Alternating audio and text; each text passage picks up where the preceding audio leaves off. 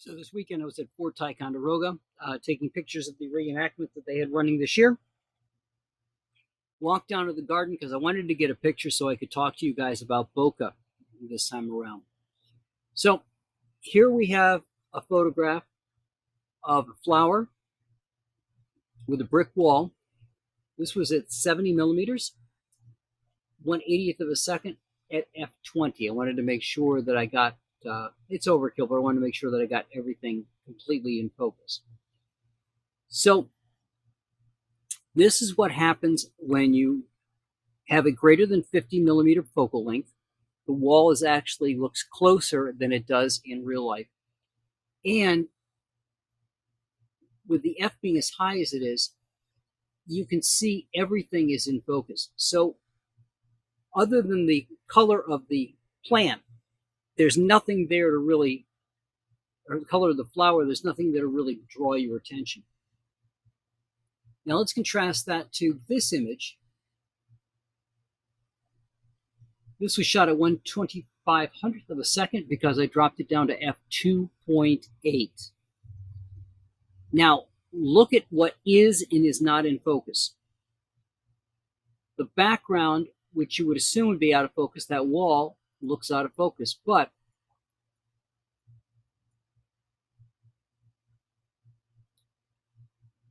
the flower is in focus, and so is part of its stem. And that's because at this focal length, I got about an inch or two of depth that I was going to get in the photo before and after the flower itself. But the stem behind it is far enough away that that is also out of focus. And this is what I meant when I was talking about focal lengths earlier in a previous video. By having that really tight focal length, and remember, the f over 2.8, so it's f2.8, but it's f over 2.8. That's the focal length over 2.8. So if your camera is capable of going up to 70 millimeters at 2.8, it's 70 over 2.8. That's why the prime lenses, those that don't have an f something to something, are bigger than other lenses because the aperture is almost the size. If you went down to a 1.0, the aperture would be the size of whatever the focal length is of that lens. So if you had a 100 millimeter focal length, so a 100 millimeter lens, at 1.0, that lens would have to be 100 millimeters in width. If you drop it down to an f2, now it's 50. What that means is the opening of the aperture inside only has to be 50 millimeters. So the diameter of the glass only has to be 50 millimeters, okay? But look at the difference that it makes between 2.8 and 20. And look at how much, because of that depth, or that loss of depth, the bricks draw your attention. The texture of the bricks draw your attention. Here, they're literally in the background. They're further away, even though this is still 70 millimeters. It's the same focal length. But doesn't it look farther away? Doesn't everything look farther away than the flower? And that's the goal. So let's say you're shooting a wedding and you've got the bride and the groom out there doing the first dance. You want to make sure that your focal length gets them in focus and nothing else. Now, your focal length doesn't mean that everything up to where you're shooting is going to be in focus. It is a range around that object that is in focus. So if we were to look at this image, if there was something in front of this image, far enough in front, it would also be blurred.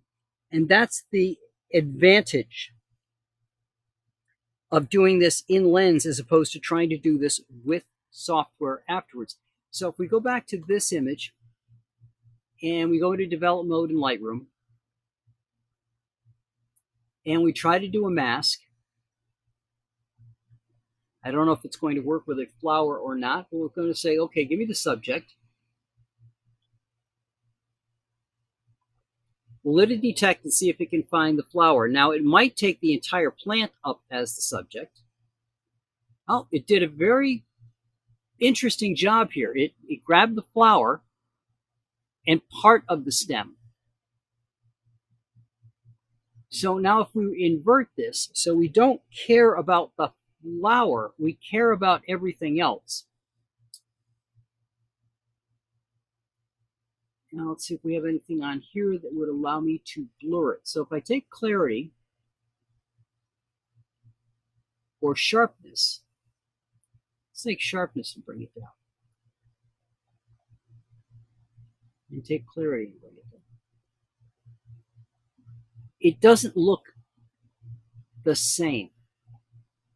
Now, we could take this over to Photoshop,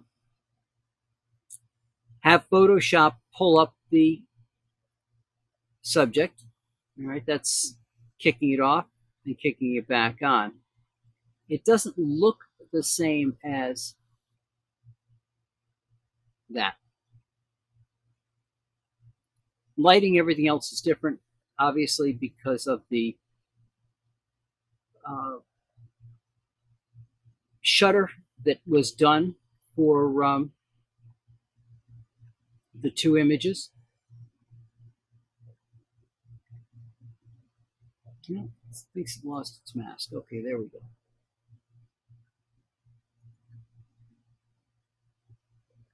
And reset. Take the invert off. So now we're back to what we had before. And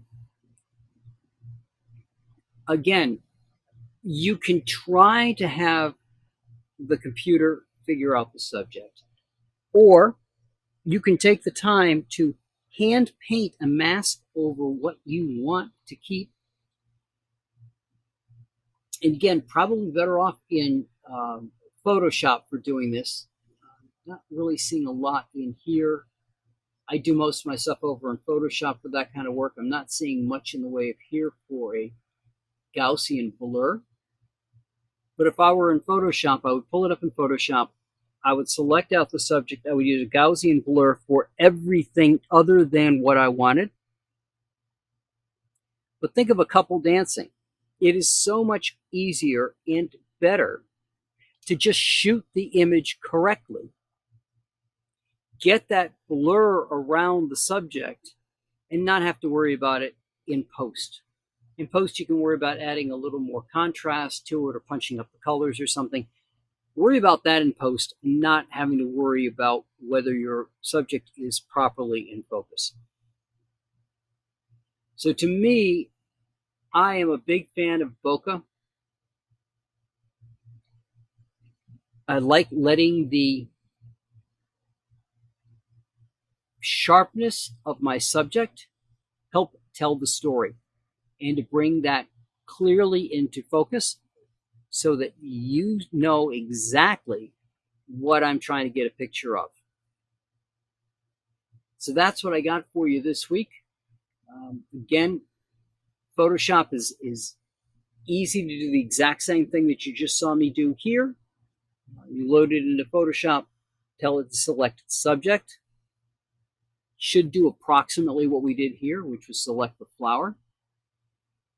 Invert it so that the mask now is over everything but the flower. Then just go up and choose Gaussian blur and blur it to the way you want. That will look so much better than trying to take the sharpness or the clarity back that you can do in Lightroom.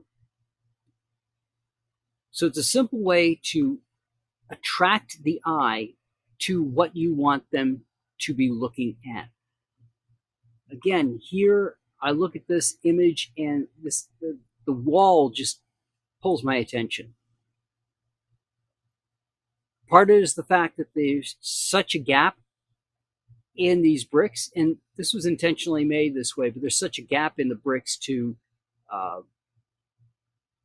create all these lines everywhere in the background, which to me is distracting.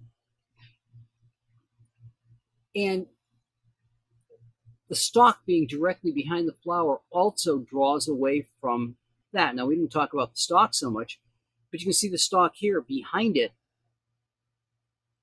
Everything on the stalk with the flower is in focus because its distance from the actual focal point was the center of the flower. But look at the stalk behind it. It fades in the background. It actually makes it look further away than it does in this photograph, where it looks like everything's pressed together. And again, that is because not that the focal length, which you can see over here. Oh, I gotta take it back in the library. As you can see here in the focal length, 70 millimeters, and you'll notice that this is not a cropped image, but 70 millimeters f2.8 versus our other photograph here, which was 1/80th of a second at f20. And again, if you're familiar with the photo triangle of ISO, aperture, and exposure, I was shooting this all, I believe, at, ISO 400. Wonderful thing about Lightroom is it gives you all this information. So both photos were shot at ISO 400 at 70 millimeters. And because the F went up to 20, I wasn't changing anything else. I had to drop the exposure down, so it was down to 1/80th of a second. We look at the previous photo, and this is also the other advantage of a low F number. Remember, as I said, it's the amount of size the aperture can become. That bigger the aperture gets, which is based off of that smaller number, because remember, this is under the dividing line. The smaller that aperture, the more light that comes in. So again, while this is at ISO 400, because I put it down to 2.8, I had to go to 1,250th of a second, 1/2500th of a second, in order to get this image not blown out. And again, notice it's not cropped. It's the exact same image, exact same place, taken at almost the same time, just by changing out the exposure and the F that was in use. So Bokeh will help bring life to your photographs in a way that you really can't do any other way. And I will talk to you guys